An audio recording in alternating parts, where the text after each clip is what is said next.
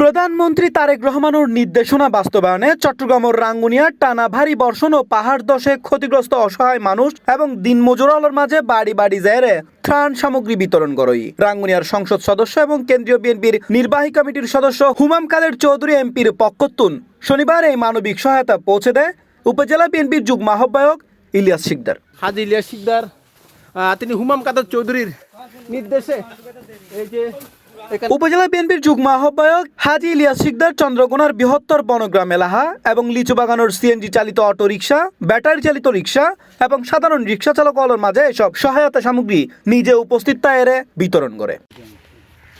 এদিন এলাকার প্রায় ৩ শতাধিক ক্ষতিগ্রস্ত শ্রমজীবী পরিবারের মাঝে এই ত্রাণ সামগ্রী বিতরণ করা হয়। এই সময় ত্রাণ বিতরণকালে হাজী ইলিয়াস শিকদার ক্ষতিগ্রস্ত পরিবারগুলোর প্রতি গভীর সহমর্মিতা প্রকাশ করে।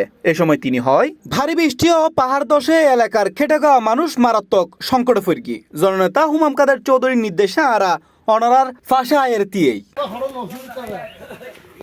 এ সময় ত্রাণ বিতরণ কার্যক্রমত উপস্থিত আছিল উপজেলা বিএনপি, যুবদল, ছাত্রদল ও স্থানীয় অঙ্গ সহযোগী সংগঠনের বিপুল সংখ্যক নেতাকর্মী। আজকে কদিন ধরে সি প্লাস টিভি, চট্টগ্রাম।